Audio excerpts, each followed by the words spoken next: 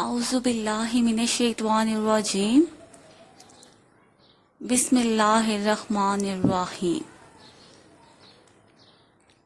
Rabbi इश्रह ली सदरी व यस्सिर ली अमरी वहलुल उक़दतम मिन लिसानी यफ़क़हू क़ौली। रब्बी ज़िदनी इल्मा। अस्सलामु अलैकुम व रहमतुल्लाहि व बरकातहू स्टूडेंट्स। उम्मीद करती हूँ आप खैरियत से होंगी और आप लोगों की जो डायरी मिल रही है उर्दू की वो अच्छे तरीके से आप लोग याद कर रही होंगी। तो आज भी आप लोगों को मैं उर्दू की डायरी की वजाहत बताऊंगी। आज हम उर्दू की जो डायरी करने जा रहे हैं उसकी तरफ आते हैं। लेक्चर नंबर 8, दिन बुध, तारीख 6 मई सन 2020, उन्वान 3 ता 6 खतूत। सरगर्मी पे आ जाते हैं।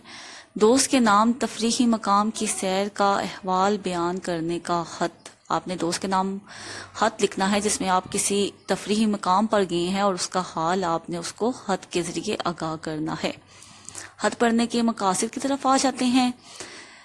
खत के हिस्सों के मुतालिक जान सकेंगे आप लोग। खत की इबारत लिखने का तरीका जान सकेंगे कि खत कैसे लिखते हैं। खत की खसूसियात जान सकेंगे कि खत में कौन कौन सी खसूसियात जो उनसी हैं वो पाई जाती हैं। तो अब सबसे पहले खत के हिस्सों की तरफ जाते हैं। खत के 6 हिस्से होते हैं। सबसे पहला लिखने वाले का मुख्तसर पता और तारीख, दूसरा अलकाब, तीसरा अदाब, चौथा नफ्स मजमून, पांचवा इख्तिताब और छठा नाम और मकतूब अली का पता। मकतूब अली जिसको आप खत भेज रहे हैं। अब खत लिखते वक्त ज़रूरी हदायत। खत लिखते वक्त ज़रूरी हदायत ये हैं कि खत भी एक तहरीरी मुलाकात है जिसमें आप अपने हालात एक दूसरे को बताते हैं। इस वजह से खत को आदि मुलाकात भी कहा जाता है। तो खत लिखते वक्त ऐसा महसूस होना चाहिए कि आप जिसको खत लिख रहे हैं वो आपके सामने बैठा है। खत की तारीफ और इक़साम पर आते हैं। खत की तारीफ, हम दूसरों से बहुत कुछ कहना चाहते हैं। अपने ख्यालात और अपने हालात और अपने जज्बात दूसरों को लिख कर भेजना खतूत नवीसी कहलाता है। अब खत 2 किस्म के होते हैं। एक होता है रस्मी खत और एक होता है गैर रस्मी खत। रस्मी खत वो होता है जो हम किसी साहिब इख्तियार को अपने मसाइल से आगाह करने के लिए भेजते हैं, और जबकि गैर रस्मी खत वो होता है जो हम अपने बेतकल्लुफ दोस्तों, अजीज़ों, वालिदैन और बेतकल्लुफ जानने वालों को जो भेजते हैं उनको हम गैर रस्मी खत कहते हैं। चूँकि रस्मी खत में अपने जज्बात और ख्यालात का बेसाख्ता जिक्र होता है इसलिए इन्हें आदि मुलाकात भी कहा गया है, यानी कि गैर रस्मी खत को आदि मुलाकात भी कहते हैं। अच्छा स्टूडेंट्स, अब आज अपने खतूत पे। तो सबसे जो आपका खत है वो है वालिद का नाम इम्तिहान में कामयाबी का खत। तो सबसे पहले अज कमरा इम्तिहान यानी मकाम रवानगी और तारीख लिखनी होती है आपने। ये पहला हिस्सा होता है। उसके बाद अलकाबो अदाब और अदाबो तस्लीमात। ठीक है मोहतरम अब्बा जान, अस्सलामु अलैकुम। अच्छा, उसके बाद ये ख़त का मजमून है। ठीक है, इसमें वालिद के नाम ये ख़त लिखा गया है और इसमें इम्तिहान की कामयाबी के बारे में बताया गया है।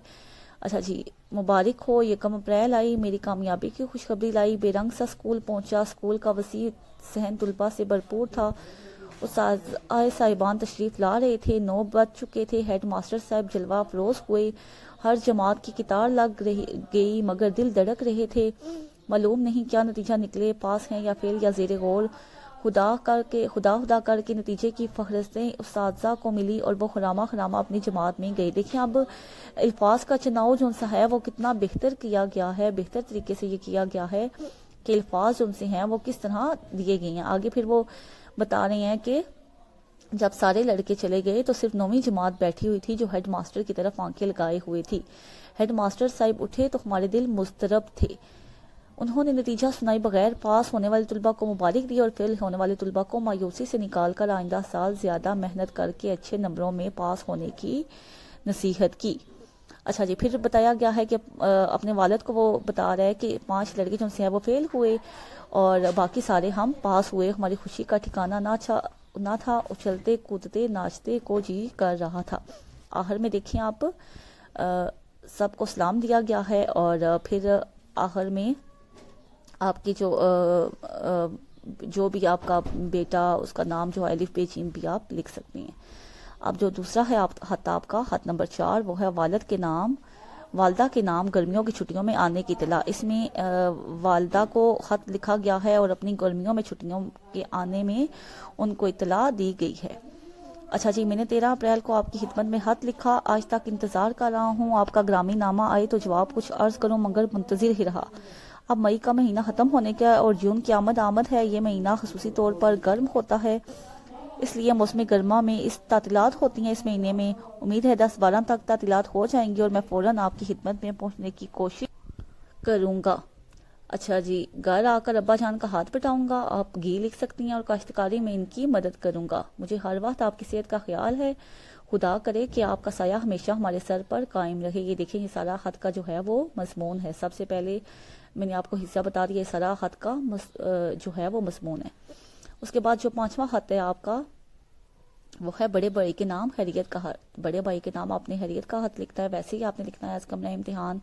یہاں پہ تاریخ لکھنی ہے، یہاں پہ آپ لوگوں نے القاب و آداب لکھنے ہیں، السلام علیکم، اور پھر خط کا مضمون کہ آپ کو گھر سے گئے ہوئے 1 مہینہ ہو گیا۔ آپ کا جو خط ہے اس میں الفاظ ایسے ہونے چاہیے کہ ان میں پھیکا پن نہیں ہونا چاہیے، ٹھیک ہے، اور گفتگو ایسی ہونی چاہیے کہ آپ کو لگے کہ اگلا بندہ آپ کے سامنے بیٹھ کر وہ گفتگو سن رہا ہے، ٹھیک ہے۔ تو پھر آپ نے خیریت پوچھی اور پھر آپ نے بتایا کہ آپ نے بڑے بھائی سے خیریت پوچھی اور اسے کہا کہ آپ نے اپنا خیریت نامہ ہمیں بھیجنا ہے۔